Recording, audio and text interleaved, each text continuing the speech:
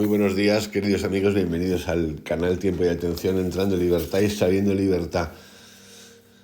Hoy vamos a hacer una incursión breve, como el título indica, acerca de la historia de la felicidad, una breve historia de la felicidad.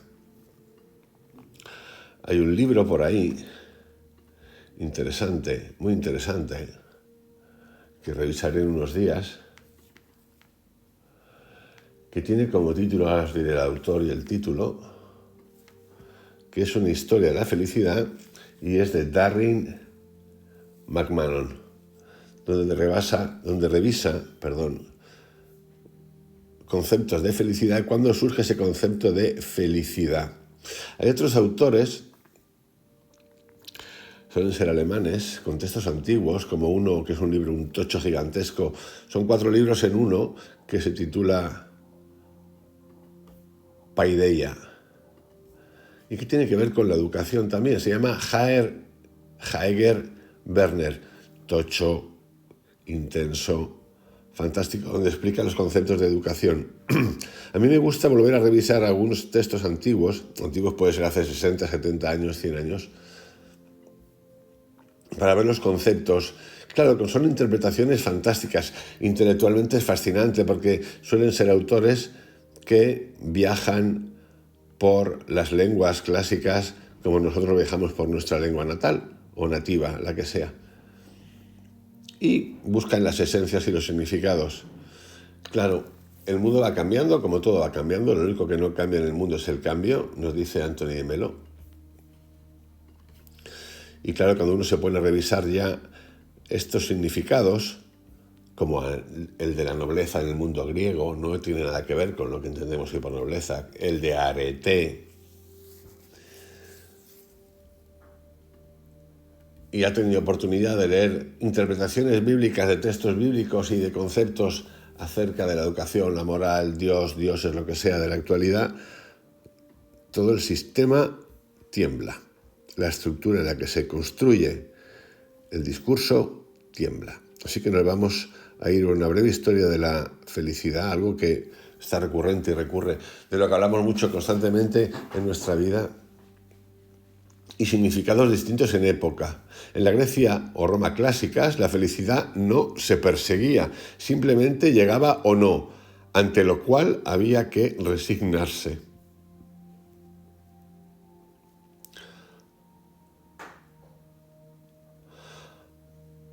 Para una persona de hoy, en la que vivimos en una sociedad digitalizada, industrializada, con gran parte de las necesidades cubiertas, por lo menos en alguna parte del mundo. Eso es importante porque a veces cuando hablamos nos olvidamos de 7.000 millones de personas. Hay 1.000 que estamos bien, que podemos colocar en ese grupo.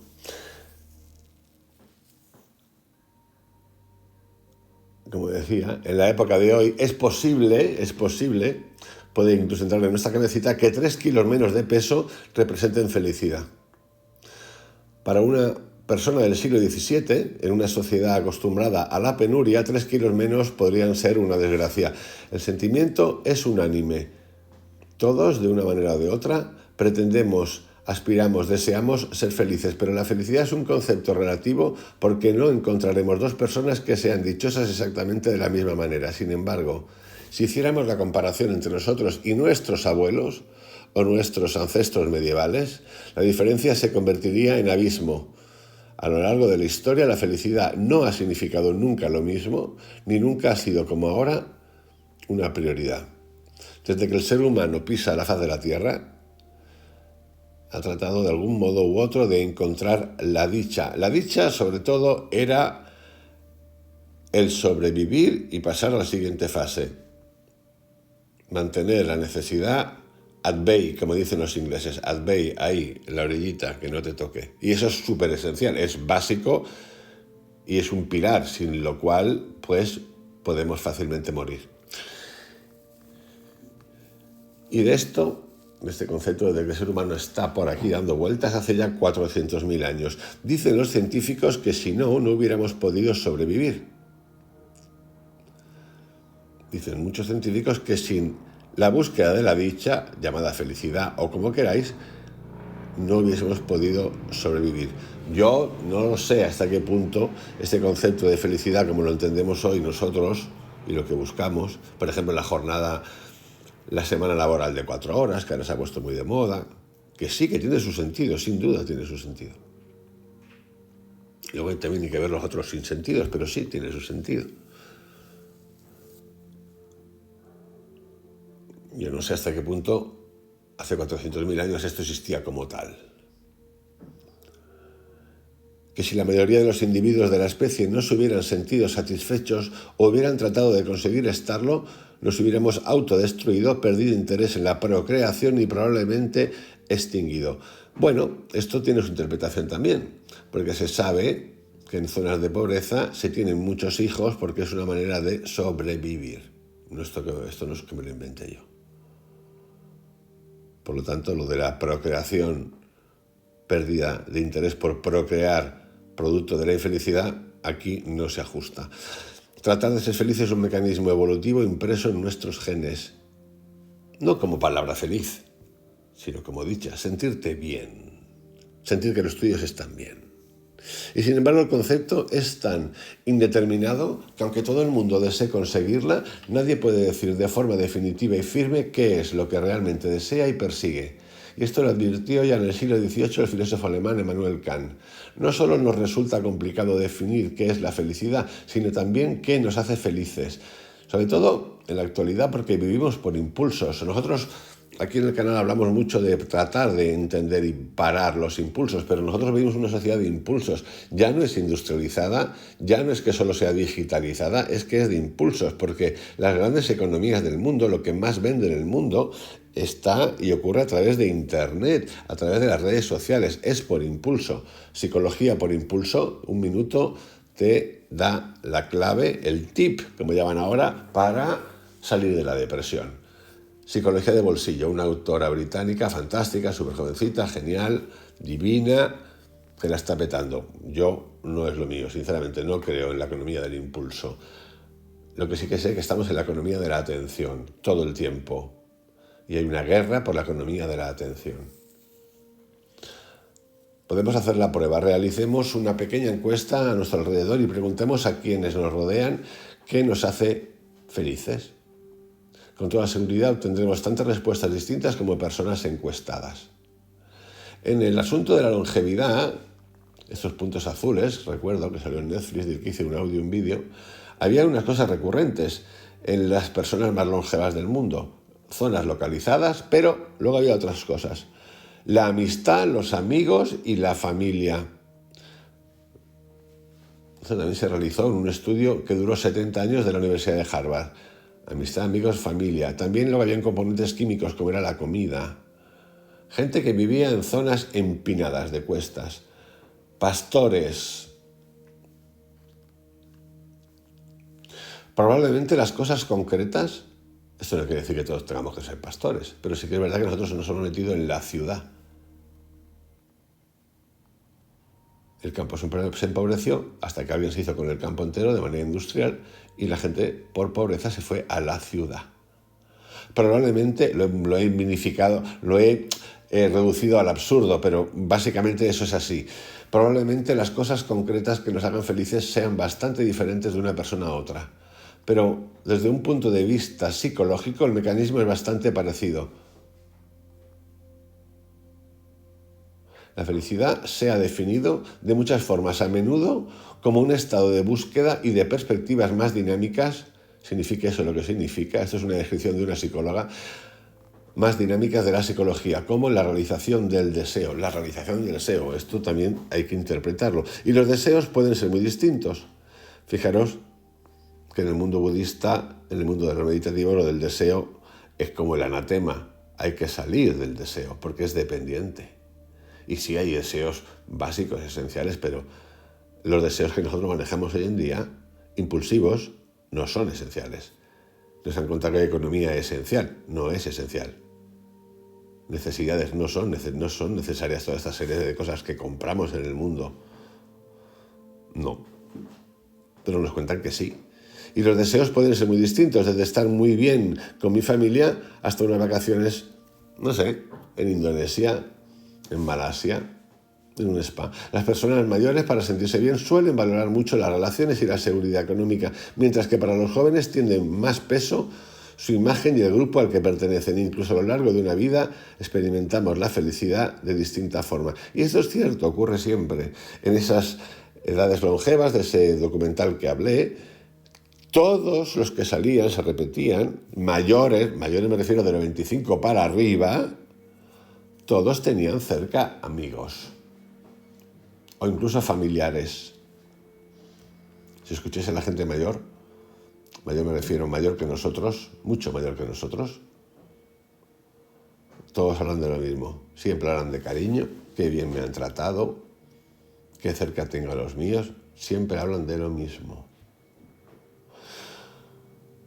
Y si esa diferencia es tan importante entre una persona y otra, cuando la comparación es entre periodos históricos distintos, la distancia es sencillamente mayor.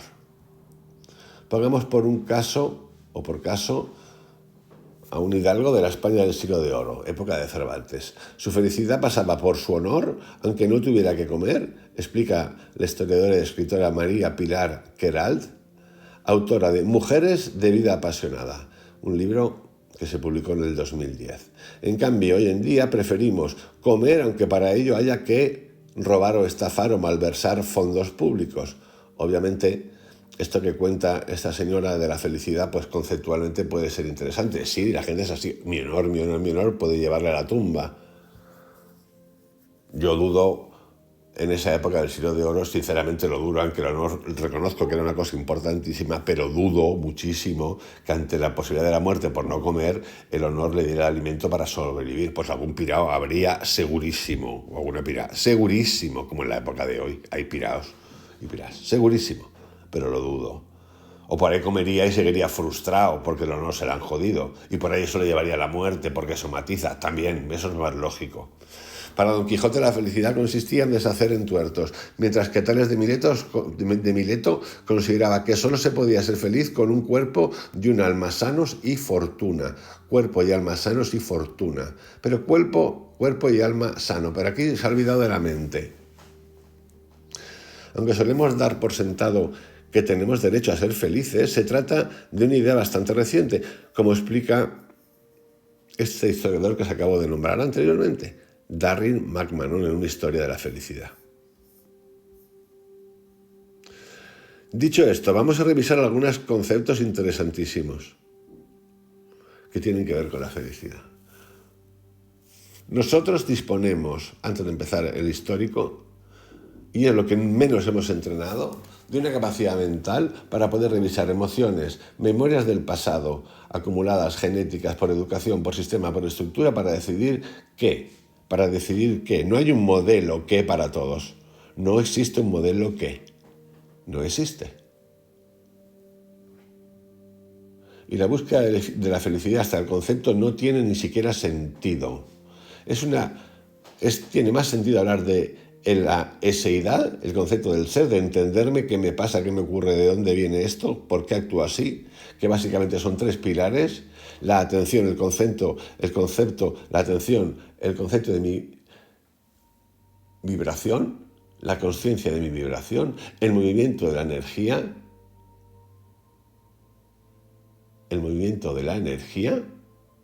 y el silencio. Pero si queréis todavía ir más allá de eso, podemos decir lo que comenté el otro día: el pensamiento condiciona la acción determina el comportamiento repetido crea hábitos, el hábito estructura el carácter, la manera de pensar, ser y actuar de un individuo, y el carácter marca el destino.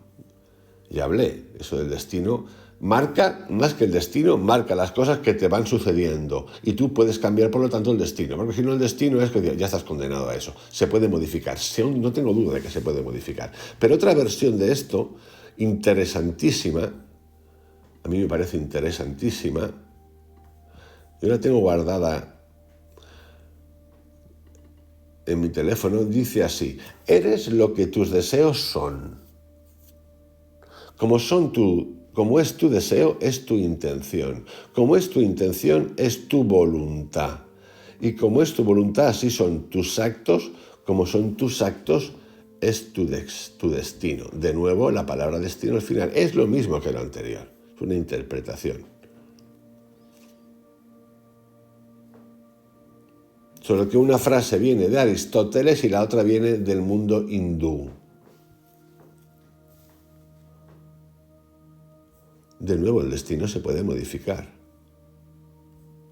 Y es una cadena.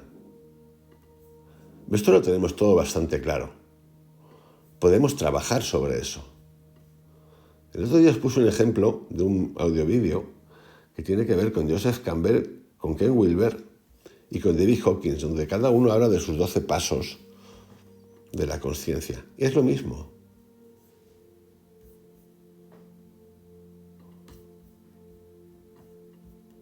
Es lo mismo. Vámonos ahora a una revisión breve. Siglo XII. En la otra vida. Las condiciones de vida en la Edad Media son terribles a consecuencia de la miseria y las hambrunas. La felicidad se reserva no para este, sino para el otro mundo. La felicidad no es un estado de ánimo estable. Incluso las personas más alegres suelen estar tristes en ocasiones y las más tristes tienen momentos de alegría. Es también algo subjetivo, algo, aunque como comentó un autor que a mí me gusta y a mí no me gusta, y a veces no me gusta, Daniel Kahneman, se puede medir. Esto es como el otro día leía Francis Ford Coppola que decía, no puede ser que el arte acabe siendo medido con una métrica. Es absurdo. ¿Qué es lo que se hace? Bueno, pues aquí tenéis otro. Daniel Kahneman, la felicidad se puede medir. Un artista, Daniel Kahneman.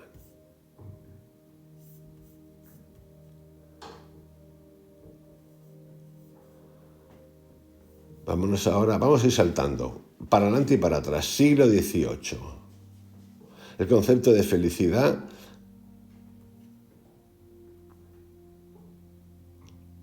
surge antes del siglo XVIII. La mención más antigua que se conserva es del siglo VIII antes de Cristo, y como ocurrió durante toda la antigüedad, estaba ligada a la tragedia de llegar. Era algo que simplemente la felicidad sucedía. No se podía hacer nada para conseguirla, de manera que la gente impotente esperaba resignada. Bueno, esto es la fe y la esperanza y el karma. De hecho, esta relación entre la dicha y la fortuna marcó el nacimiento de vocablos en la mayoría de lenguas indoeuropeas para designar este concepto. La felicidad, el happiness, que dicen los ingleses, ese happiness proviene del inglés medio hap, H-A-P-P, que significa, por cierto, ocasión, fortuna. O fortuna, velum luna, de status variables, Carl Orff. Esa canción, buscarla y veréis, es brutal, a mí me encanta. El término francés bonheur procede de bon, bueno, y suerte o fortuna. En italiano, español, portugués y catalán, felicita, felicidad, felicidade y felicitat derivan del término en latín felix, que a veces significa suerte y otras destino. Y curiosamente, pero el destino, fijaros, el destino es un fin al que llegas, no tiene que ver con la felicidad, es la consecución de algo. Me he portado mal, esto ocurre, destino. Destino no significa en sí felicidad. Destino es lugar al que llego. Producto de lo que he hecho. Eso es el destino, lugar al que llego. Siendo A, B o C o D, lo que sea. Bueno, yo por lo menos lo interpreto así. Curiosamente, aunque en los albores de la humanidad, cuando se empieza a relacionar la felicidad con el azar, la mayoría de las palabras que surgen para denominar este concepto no aparecen hasta mucho después, hasta la Edad Media, una época en la que la gente era de todo menos feliz en este planeta. En realidad, la felicidad se asociaba con el destino de tener buena suerte, guía de Dios, fortuna, alimento, comida, casa, salud. Pues esto es lo mismo hoy en día, solo que hoy en día lo ponemos más floripondios. Pongámonos en la piel de un campesino del siglo XI. Imaginemos la extrema pobreza, las epidemias, bueno, como nosotros hemos tenido una, eso os puede servir, el hambre, las guerras y la violencia, las guerras también, y la tiranía también, y la violencia también. No hace falta irse muy lejos, ¿no? Violencia, no hace falta irse muy lejos. Guerra también, tiranía también. Cualquier estado tiránico teocrático, por ejemplo. Y no teocrático, dictatorial. No hace falta que nombre. Pocos motivos había para ser feliz, salvo la propia supervivencia. Aunque en estas condiciones la supervivencia no parece precisamente el mejor de los destinos. Y Dios, siempre Dios. Durante siglos el cristianismo establecería una asociación apuntada ya por Aristóteles entre felicidad y Dios y la asociaría a paraísos prometidos. Bueno, los musulmanes también. En la Edad Media todo el mundo tenía derecho no a ser feliz, sino a albergar la esperanza de serlo en otra vida. Fijaros,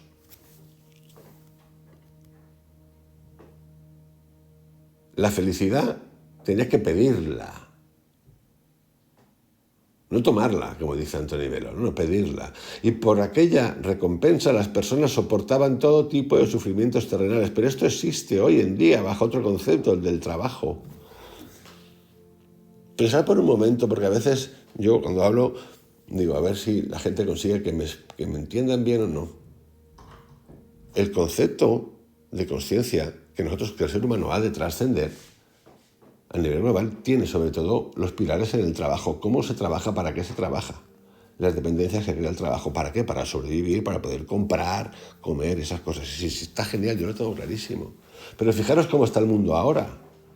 Bueno, el mundo, una parte del mundo. Están hablando de jornadas semanales de 4 días. O sea, yo no he dicho ninguna tontería y los que han hecho antes que yo tampoco han dicho ninguna tontería. ¿Por qué está ocurriendo esto? ¿Por qué? ¿Por qué? Y claro, seguramente aquí hay 10.000 teorías, pero es un hecho en sí. El Renacimiento hace tambalearse este entramado ideológico, porque en la medida en que, al menos para los intelectuales de la época, el centro del mundo deja de ser Dios, pierde sentido la idea de que la felicidad está en el cielo. Además, los avances tecnológicos del final de la Edad Media permitieron mejorar determinados aspectos de la calidad de vida de los europeos, que les permitieron mirar el mundo y su propia vida bajo un prisma distinto. A partir del humanismo, en el siglo XV, con las corrientes vinculadas a los epicúreos, se vuelve a ligar el placer a la felicidad. El humanista, orador, educador y filósofo italiano Lorenzo Valla, y más tarde el pensador inglés John Locke, considerado el padre del empirismo y del liberalismo moderno, pensaban que la felicidad era el máximo placer que se podía obtener. En ese sentido, es una postura ante la vida mucho más hedonista.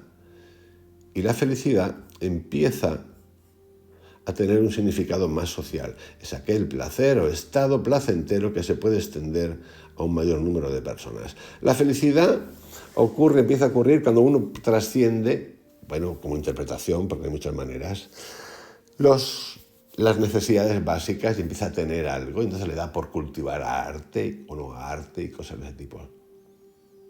Aunque hay artistas que por sí son artistas sin necesidad de tener, muchos no suelen tener. Y es gracioso porque a veces estos intelectuales se ponen a hablar de las épocas como si fuesen así, marcadas así. Ah, mira, aquí este año ya pasamos al Renacimiento, aquí fue la Edad Media, aquí pasamos a la Revolución, aquí pasamos a la época moderna, a la posmoderna, a la actual, a la odierna, lo que tú quieras, como si fuera así. Nunca fue así, jamás fue así. Eso se utiliza para poner nombres y delimitar y que podamos entender un poquito nosotros. Pero lo más gracioso de esto es que dicen, no, el Renacimiento, fantástico, qué maravilla el Renacimiento. Bueno, yo os invito que leáis el libro de Budhar, El Renacimiento en Italia. Historia del Renacimiento en Italia. Donde aparecen muchos Medici, Cosmos de Medici. Vais a ver lo que era eso. Sí, arte a tope. Arte a tope. La misma proporción de arte había de asesinatos entre los poderosos de la época. La misma. Y cuando digo asesinatos, de los nobles, dentro de iglesias, 1000 cosas. Menos mal que era una época feliz, como una perdiz. Ahora imaginémonos a este campesino del siglo XI, 7 años después. Es cierto, y por eso viene ahora lo del Renacimiento, que en el Renacimiento ya se sabe que se puede conseguir la felicidad, pero es probable que en este estado esté reservado solo a unos privilegiados, que se mataban entre ellos. En el siglo XVIII se producen notables mejoras en agricultura, mejoras en las cosechas y disminuyen las hambrunas. De nuevo, lo esencial, sobrevivir. Sanidad, lo mismo. Y empieza la revolución industrial. La población europea se dispara ya y este campesino del siglo XI ve ahora cómo la subsistencia está algo más garantizada. A partir de ese momento aspira a alguna cosa más. Ahora, es que a mí me encanta cómo cuentan estas cosas, nos vamos a la revolución industrial, a las condiciones laborales de la revolución industrial. Y me cuentas, porque eso está mucho más documentado todavía. Fotorrelatos, Dickens, la época victoriana. Qué maravilla, ¿no? Las jornadas de trabajo. Qué maravilla. Qué maravilla la salud. Qué maravilla. La felicidad. Y esto es gracioso porque Mario Virlino lo cuenta en las interpretaciones que hace de los textos bíblicos. Dice, escucha, que lo que habla la Biblia todo el tiempo no está hablando del más allá, que lo que habla es de la vida, del progreso en la vida material, del tener, de la buena fortuna, de la abundancia, de la riqueza, de la casa, habla de eso, habla de eso, habla de eso.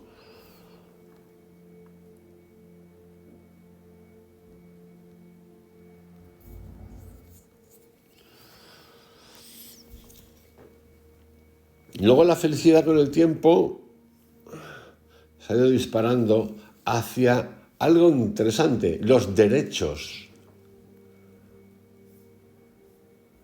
Los derechos. Y con el tiempo, ya desde los años 60 en adelante, se ha convertido en un subproducto que todos compramos. Hemos comprado los 7 hábitos, los 20 hábitos, mente tóxica, que te importe toda una mierda, de un libro de alguien que escribe eso, así, lo que tú quieras. El nivel Fénix, el no Fénix, la incorporación de los gurús de la India, el mindfulness, el estar, el querer, el tal, estamos comprando, compramos libros, compramos cursos, nos retiramos, nos vamos, nos drogamos, como dicen algunos que les encanta, hay gente que le encanta, que es tan perversa que os drogáis con psilocibina, nos drogamos, ay, qué drogas más buenas, nos drogamos, las drogas, es que es terrible porque... Claro, siempre igual. Porque a mí me pasó que esas cosas. Yo tengo gente que se murió de las drogas, de otras cosas.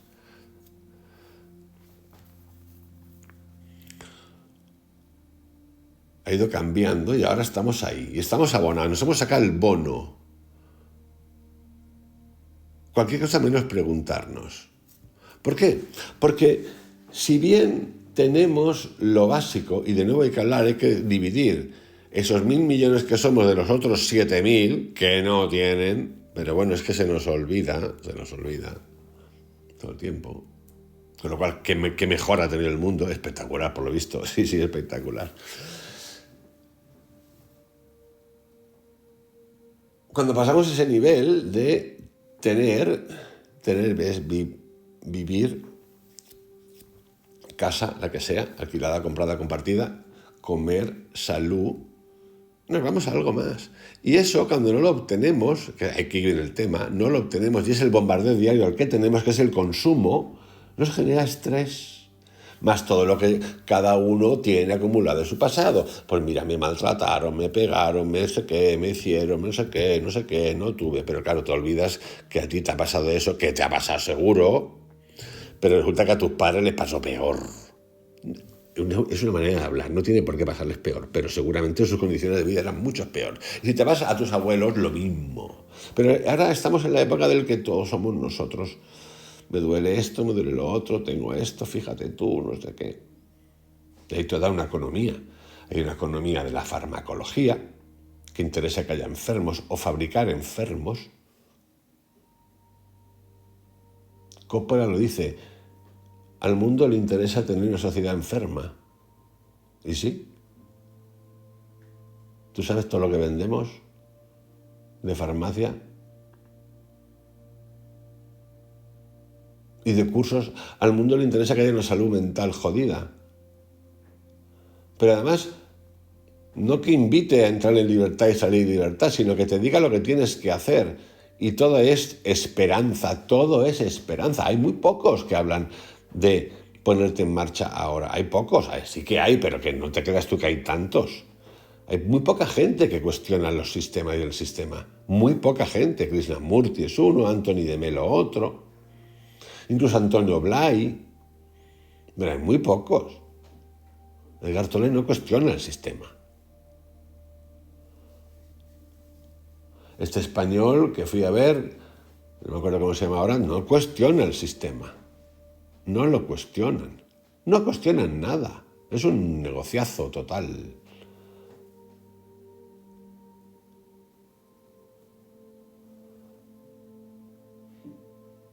Todavía tenemos hoy psicólogos, psicólogas en realidad, que vienen de una familia del Opus, una secta dentro de la Iglesia Católica, que es una teocracia, imaginaros vosotros, que es psicóloga, que es fantástica, súper simpática, súper guapa, además, tiene un encanto brutal,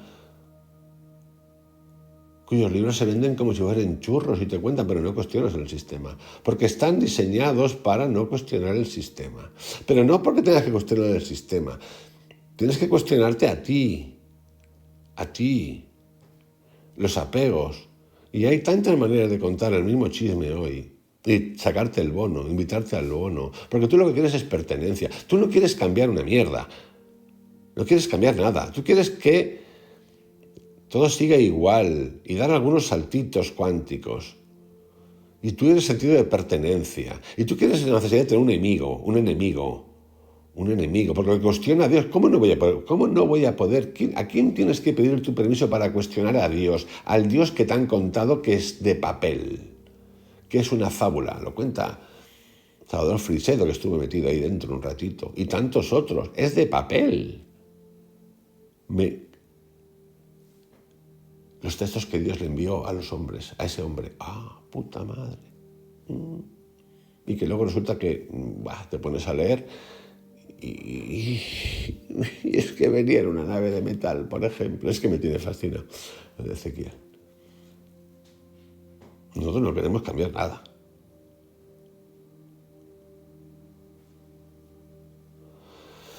El concepto de felicidad de hoy sea, por una parte, desacralizado, pero se haya desacralizado, pero antes no es que se haya desacralizado, está bien que se haya desacralizado. Antes decían, no es que antes éramos más sagrados, mentira, no éramos más sagrados, antes había tanta necesidad, digamos que el reparto era tan desigual, ahora es desigual, pero antes era mucho mayor, que igual la única cosa que te quedaba era tirarte a una cosa de arriba que me salve, que me lleve y que me ayude, me mande un milagro, que me cura a mi hijo. Pero todas esas cosas existen a través de la mente, la energía, la curación. Tu mente te predispone a muchas cosas, lo que he leído hace un momentito. Esos dos mini textos. El pensamiento condiciona la acción determina tu comportamiento, el comportamiento repetido crea hábitos, el hábito, la estructura del carácter, la manera de pensar y actuar de un individuo y el carácter marca el destino. Lo he explicado antes. Y la versión hindú, budista, si queréis. Pero la cosa ha cambiado mucho. Más psicólogos que en la vida, más psiquiatras que en la vida, más gente tratada que en la vida, más gente medicada que en la vida, de pastillitas. Es común esto. Común, no es súper común. La felicidad se ha hecho ostentosa, no se ha hecho. Dice Antonio de Melo que la felicidad se llega restando. Hostias. ¿Qué palabra? Es antieconómica, es antidemocrática, restando. ¿Cómo voy a restar? Pues sí, mamerdo, a restar todo lo que te han metido en la cabeza, empezando por ideologías, empezando por consumo que no te hace falta jamás y que te dicen que te hace falta y que es necesario y que se sabe, porque lo estudian los psicólogos que están implicados con las grandes corporaciones y los psiquiatras, a través de la conducta, que es lo que te hace feliz como un mono. Sí, como un mono, somos monos. Un clic, una imagen, una foto, una comprita, unas zapatillitas, un pintalabios, un tanguita, lo que te dé la gana. Sí, una copita de vino, lo que te dé la gana. Somos monos. Somos monos en manos de unos cuantos. Y eso lo llamamos felicidad. Pero claro, luego la felicidad se cae secando en minutos.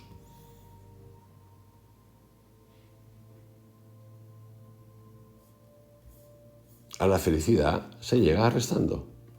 Y con eso, y con esto, queridos amigos, quiero parar hoy, daros un abrazo bien grande, que lo paséis muy bien, y os dejo con esta breve historia de la felicidad. Voy a ir a revisar este libro que os he comentado antes, de la historia de la felicidad, por lo menos un capítulo en particular porque es muy interesante. Que tengáis un excelente día, hasta mañana. Cuidaros mucho. Chao.